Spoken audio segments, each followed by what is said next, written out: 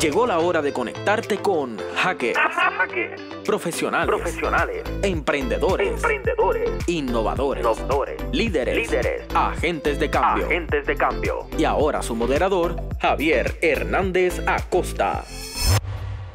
Bueno, saludos a todos. Bienvenidos a otra edición de Hackers, aquí desde la Universidad del Sagrado Corazón y la Unidad Telerradial, específicamente desde las plataformas de Radioactiva y Sagrado.tv. Y hoy, como hemos estado haciendo las últimas semanas, hemos ido entrevistando distintos profesionales con distintos perfiles y un poco ir configurando esas figuras que de alguna manera generan cambio económico, social, político, cultural, ambiental en el país. Y hoy tenemos una invitada que casualmente siempre menciono la admiración que tengo por muchas de las personas que invito a este programa. Y en esta ocasión es una persona con la cual he colaborado, más allá de esa admiración, en muchas de esas instancias en las que trabaja. Compartimos el tema académico de alguna manera, la colaboración musical, la colaboración en proyectos de autogestión empresarial y también muchas miradas de lo que debe ser el país y hacia dónde debe moverse. Y no es otra persona que nuestra cantautora nacional, Zoraida Santiago, así que bienvenida. Muchas gracias y un honor que me hayas contado entre tus hackers. Me gusta pensar eso de que provocamos cambio social. Eso es bien importante, ¿verdad? Esas figuras que desde cualquier ámbito siempre están usando su talento para transformar las condiciones de las cosas que no necesariamente están como deberían. Y Zoraida definitivamente es una de esas personas y vamos a estar hablando poco a poco de toda esa trayectoria tan diversa y que de alguna manera es parte de ese perfil innovador.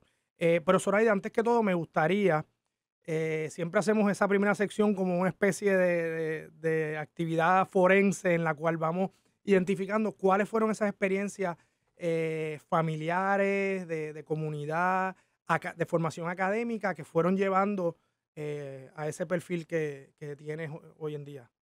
Resumir eso es un poquito Sí, difícil, pero pues te puedo decir que nací en el seno de una familia diferente en el sentido de políticamente, ¿verdad? Su pensamiento político. Mi madre era profesora universitaria, una de las primeras mujeres geógrafas de Puerto Rico. Y ese legado lo tengo. Mi padre era cantante. Así que tengo por ahí el legado musical. Mi proceso de crecimiento, pues tenía mucha curiosidad siempre por todas las áreas dentro de mi familia. Mi tío Carlos Buitrago era un antropólogo a quien admiraba yo mucho desde pequeña. Así que cuando entré en la universidad, pues tuve esa disyuntiva de hacia dónde me dirijo. Tanto profesionalmente como en términos de actividad política, actividad social, etcétera, etcétera. Y fui con toda esa curiosidad, entré como estudiante de la Universidad de Puerto Rico, recinto de Río Piedras, y rápidamente me integré a procesos de cambio, de transformación. Por ejemplo, un grupo que tratamos de implantar la primera cooperativa para correr la cafetería del centro de estudiantes. Wow. Que fue un proceso que duró 2 o 3 años, logramos sentar las bases para eso. Luego yo me fui y de verdad no sé qué pasó después con eso, pero fue un proceso bien interesante. Por lo tanto, me interesé mucho en el cooperativismo, tomé cursos de cooperativismo. ¿Tú estudiaste a nivel subgraduado en la Facultad de Ciencias Sociales? Sí, a nivel subgraduado me gradué de antropología, del Departamento de Antropología, Sociología y Antropología. Pero también tomé cursos en cooperativismo con el Monseñor Antulio Parrilla Bonilla, el padre de ¿verdad? Intelectual del cooperativismo. Y también, pues, algo que nunca he podido dejar a un lado, pues la música. Claro. Comencé ¿verdad? Con agrupaciones estudiantiles, cantando en las actividades. Y comencé a componer, comencé a escribir. Okay. Y entonces, ¿tú continúas tu formación en la ciudad de Nueva York? Yo me voy a la ciudad de Nueva York a hacer mis estudios graduados. Por allá estudio bueno, primero estuve en Hunter College y luego me mudé a la New School for Social Research, que también es una universidad muy particular. Claro. La universidad en el exilio le llamaban, porque fue formada en un momento dado por intelectuales exiliados de la Segunda Guerra Mundial en Nueva York, con una perspectiva muy, muy de avanzada. Háblanos un poquito de esa perspectiva particular, esa experiencia académica, que puede compartirnos. Bueno, en New School, por ejemplo, había profesores que venían de las escuelas de pensamiento un poco más críticas, ¿verdad? Del lado crítico de las ciencias sociales, sobre todo, porque una escuela de ciencias sociales principalmente.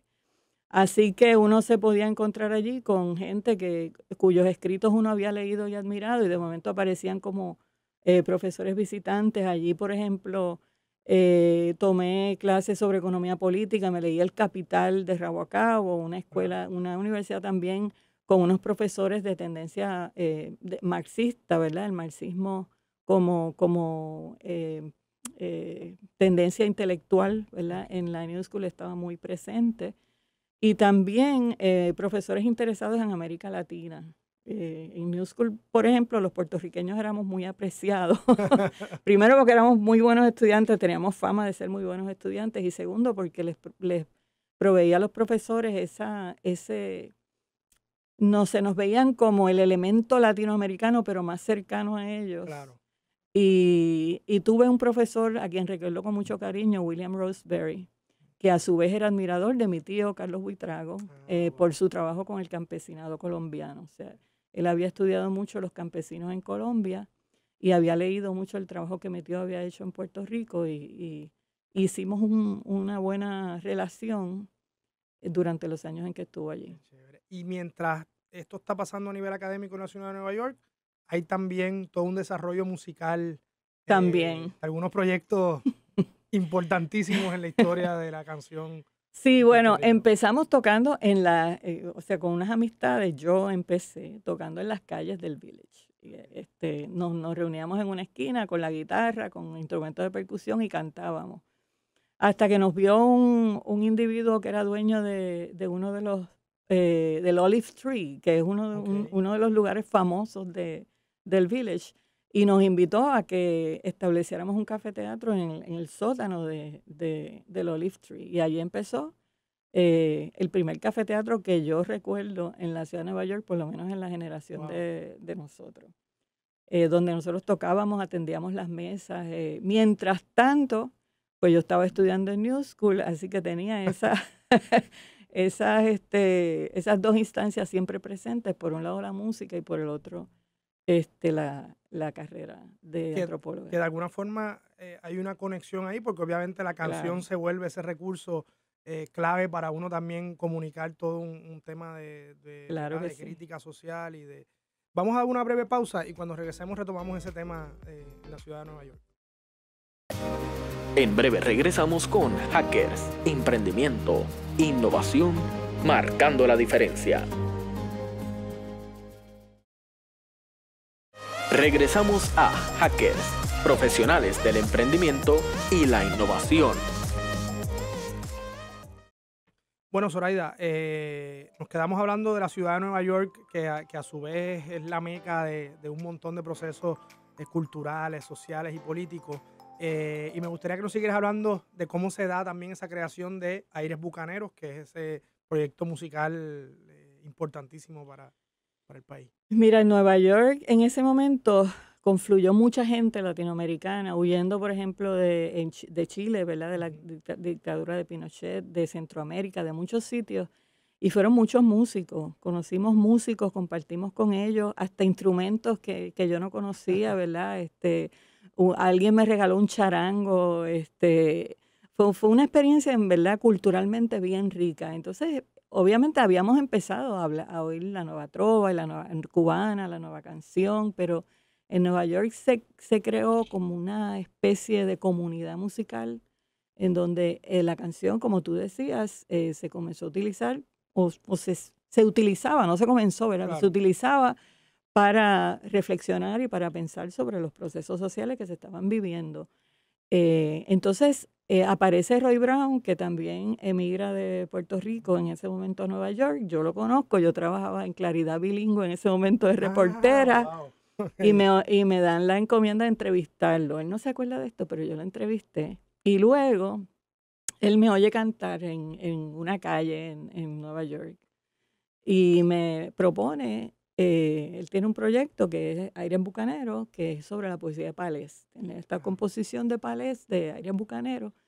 Y entonces empezamos a reunirnos y a ensayar. Se fueron incorporando Pablo Nieves, Carl Royce. Y empezamos a trabajar. En el 78 ya habíamos empezado a tocar en diferentes lugares en Estados Unidos, nos estábamos dando a conocer y nos invitan al Festival de la Juventud y los Estudiantes en Cuba, en La Habana. Y ahí fue que Aires Bucaneros, pues, se presentó a escenarios amplios y que fue escuchado a nivel internacional, que Roy ya era conocido, ¿verdad? Pero Aires Bucaneros pues logró un impacto mayor porque Aires Bucaneros fue un proyecto musical Claro. para mí innovador. Sí, y eso te iba a mencionar porque, o sea, veníamos ya con esa cultura del cantautor, pero Aires Bucaneros también tiene la dimensión de agrupación, De taller, de taller, con sí, unos arreglos. Ahora que mencionas el tema ¿verdad? De la confluencia de personas de distintas, se nota en los arreglos, ¿verdad? Influencia suramericana, de instrumentos, el bombolegüero, sí, el joropo en algún tema. O sea, sí. que también está todo eso que supone, toda esa mezcla que supone la ciudad de Nueva York, también está presente en el taller de Aires Bucaneros y lo que eso representa en temas de innovación musical. Exacto. Sí, Aires Bucaneros fue una experiencia especial porque nos reuníamos en taller y realmente construíamos los arreglos en grupo. Y para mí eso era distinto porque yo venía obviamente de una cultura donde se hacían arreglos y la gente interpretaba, los músicos interpretaban los arreglos que otra gente había hecho. Claro, claro. Pero esto fue una cosa totalmente distinta. ¿En qué año regresas a Puerto Rico?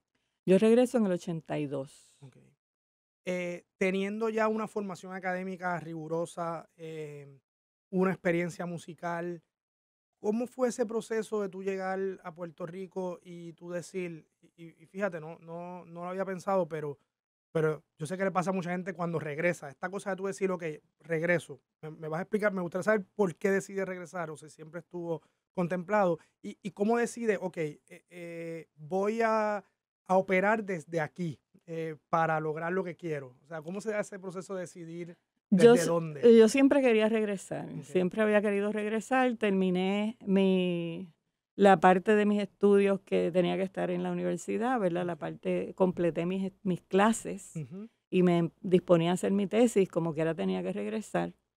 Pero encontré la coyuntura perfecta porque me enamoré acá y entonces más rápido pues regresé a Puerto Rico y entonces empecé a pensar en cómo trabajar de manera independiente de Aires Bucaneros, porque obviamente ya yo no estaba en Nueva York, y aunque Roy y yo permanecimos como amigos, igual que Pablo y Carl, pero cada cual siguió con sus proyectos, y yo pues quería seguir con mi propio proyecto de la canción.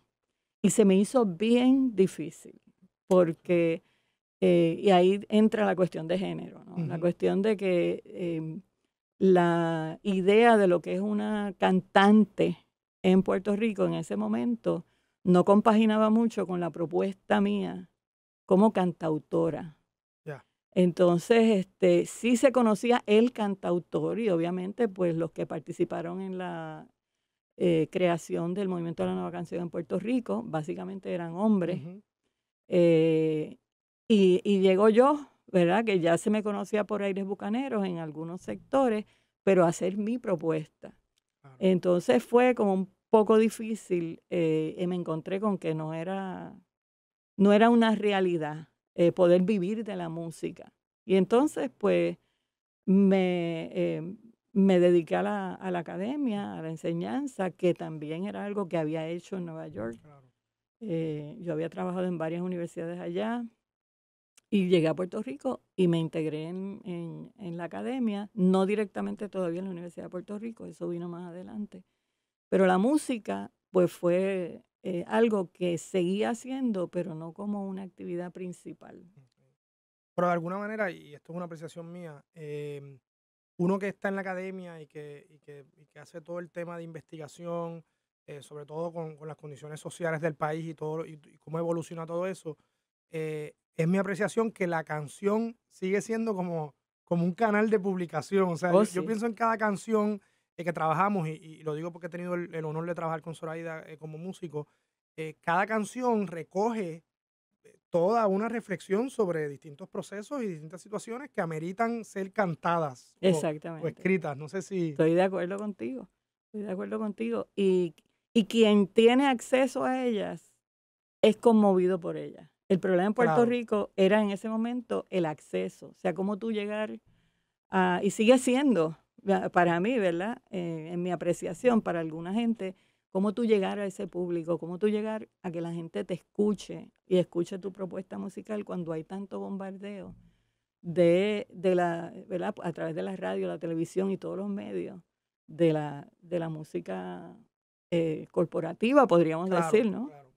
Y es interesante, y pensándolo desde el punto de vista del tema de academia, que nosotros muchas veces nuestro trabajo, el rendimiento, por decir una palabra bastante era mercantilista, por decirlo de alguna manera, Sí, el rendimiento sí, está a base también de publicaciones. Yo me la preguntaría, productividad, la sí. productividad se mide a partir de artículos de Sí, investigación. sí, Sería sí. interesante cuándo vamos a considerar canciones como productos de ese trabajo de Déjame decirte investigación. que esa ha sido una lucha también mía en la universidad Lo y, debería ser, y lo hemos claro. logrado, o sea, aquellos que hemos reclamado los discos, por ejemplo, como Y publicaciones, publicación es lo trabajo hemos creativo. logrado, pero, Interesante. o sea, a nivel, no, obviamente todavía hay que hacer una lucha, todavía hay que demostrar que ahí hay un trabajo Claro, intelectual y que ahí hay una riqueza cultural que la universidad, que beneficia a la universidad, totalmente, totalmente. pero Es un lo hemos cambio de logrado. paradigma. Sí. Pero hay que seguir haciéndolo porque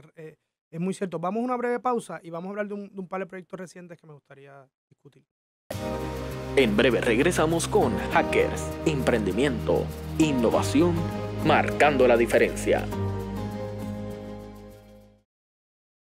Regresamos a Hackers, profesionales del emprendimiento y la innovación. Bueno, Zoraida, me gustaría que conversáramos un poco sobre una experiencia que fue donde tuve la oportunidad de conocerte y ahora cuando mencionas tu experiencia académica también con el cooperativismo, pues hace todo el sentido del mundo, la pasión y el esfuerzo que le metimos en ese proyecto, y fue la cooperativa de cantautores Taller C, que fue un proyecto muy bonito también de apostar a otra manera de hacer las cosas, y me gustaría que hablaras un poco sobre eso desde hoy también, ¿verdad? Hace quizás más de 10 años ya. Hace más de 10 años, sí. Mira, para mí Taller C fue una cosa muy especial. Yo recibí esta invitación de parte de estos jóvenes, un día para que yo fuera a compartir con ellos allá en Caimito, Exacto. donde se reunían ellos y tenían su sede, para cantar y hablar, ¿verdad? Con la guitarra y qué sé yo. Y yo llego allí y escucho estos cantautores y cantautoras con estas canciones maravillosas, y en este espíritu de solidaridad y de compromiso con la música, y me maravilló. ¿sabes? Me invitaron a formar parte del taller y yo pues inmediatamente dije que sí. Siempre he tenido como que esta tendencia, y este convencimiento de que un individuo se le hace mucho más difícil cambiar el mundo que a un grupo. Entonces, si se unen esfuerzos, el trabajo que se hace tiene más redundancia, o sea, crea más cambio. No solamente en las personas que estamos envueltas, o sea, no solamente en la gente que está alrededor de nosotros, sino en nosotros mismos. Así que me envolví, te conocí en ese proceso. eh, Abrimos aquel cafeteatro Taller C en la calle Robles. Número 55. eh, y, y pues yo creo que fue productivo, yo creo que nos enseñó mucho a nosotros y a mucha otra gente. Yo creo que eso no ha muerto en el sentido de que no es trabajo perdido, al contrario, es un trabajo que dejó una huella y que fue modelo. Yo sigo Claro. convencida de que fue modelo para otros proyectos que quizás no dentro de, yo creo que entiendo, y voy a decir algo a lo mejor un poco controversial, yo creo que parte del problema es el concepto del cooperativismo Ujú. que hay en las instituciones gubernamentales. Claro.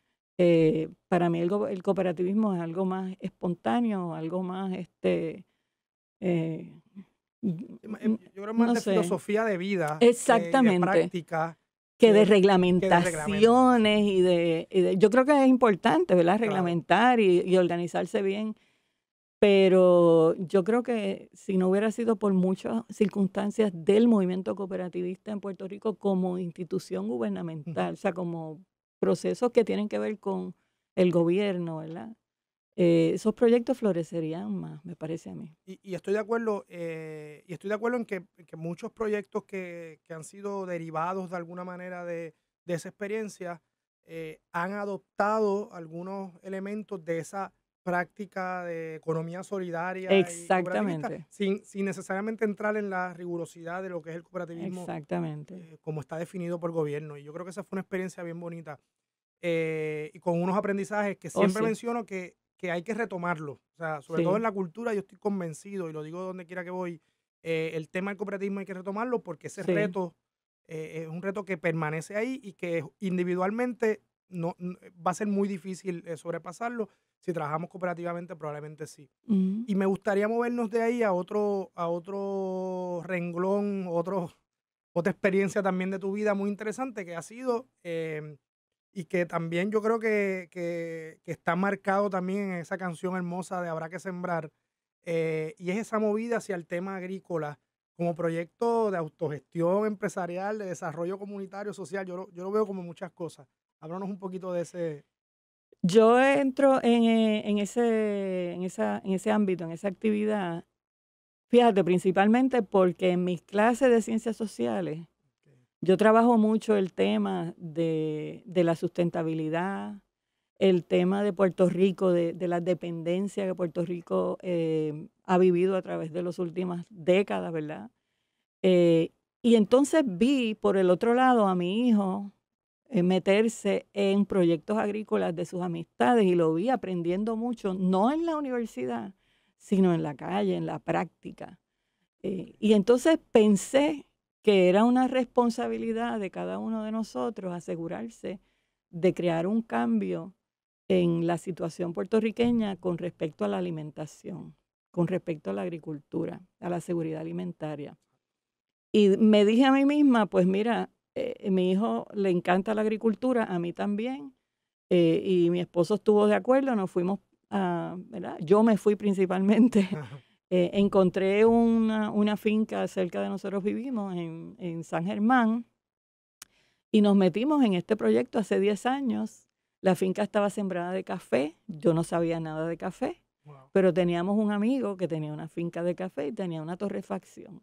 Y él poco a poco nos fue llevando por todas las etapas de aprendizaje hasta que logramos establecer esa torrefacción, que es la única torrefacción ahora mismo que hay en toda esa área. Pequeña, un proyecto pequeño, un proyecto familiar, pero yo realmente estoy convencida y todo lo que he leído me da la razón de que la agricultura, el futuro de la agricultura está en pequeñas fincas familiares, 5, 6, hasta 10 escuelas administradas por una familia Exacto. y que provee empleos a algunas Ujú. personas, pero no en la agricultura industrial a la que hemos estado acostumbrados y la que es la que domina el área de la agricultura en Puerto Rico, por lo menos, que es un desastre, ¿verdad? Todas Claro. estas tierras que están acaparadas por compañías semilleras, por ejemplo, que no están produciendo comida, Claro.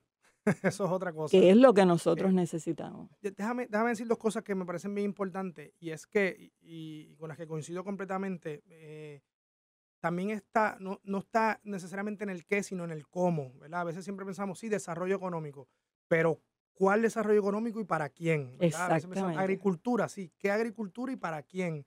Y eso me parece que es la pregunta más importante de cómo vamos a hacer esto. Pero yo quiero hacer un comentario sobre ti, porque a lo largo de la entrevista hay unas cosas bien interesantes. O sea, hay un trabajo académico que nos permite acceso a una investigación y a una reflexión.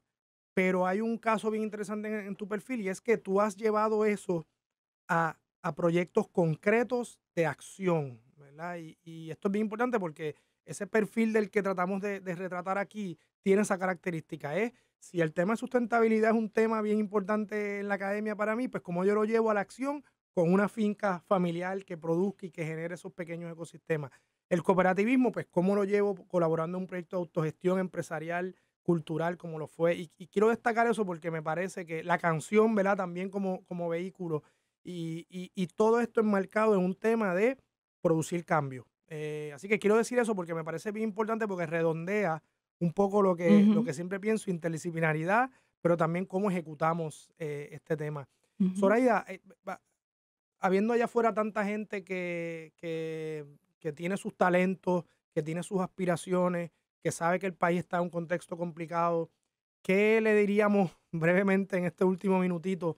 ¿Cuál sería ese consejo para aportar a un país que necesita una transformación real en todos los ámbitos y que sabemos que es cuesta arriba, pero alguien tiene que hacerlo? Que se inserten, que hay mucha gente haciendo muchas cosas. Es lo que le digo a mis estudiantes. Hay mucha gente haciendo muchas cosas importantes, que busquen y se inserten en aquellos lugares donde piensan que pueden realizar un cambio y además ser felices. O sea, porque no hay ninguna conflicto entre provocar cambio, trabajar para provocar cambio y ser felices, porque en eso consiste la felicidad. Si hay algún proyecto que tú estás convencido o convencida de que va a provocar un cambio y es un cambio hacia lo que tú quieres y tú entiendes que puedes participar y aportar en ese proyecto, envuélvete, participa, busca, o si no, crea, si no hay y tú piensas que debe haber, pues créalo y convoca. Todo se trata de unir, o sea, todo se trata de provocar que la gente se agrupe para provocar el cambio, porque uno solo no puede. Bueno, genial. Se nos acabó el tiempo. 1.000.000 de gracias, Zoraida, y creo que hay un aprendizaje aquí maravilloso para compartir con los radioescuchas. Gracias a ti, gracias a ti.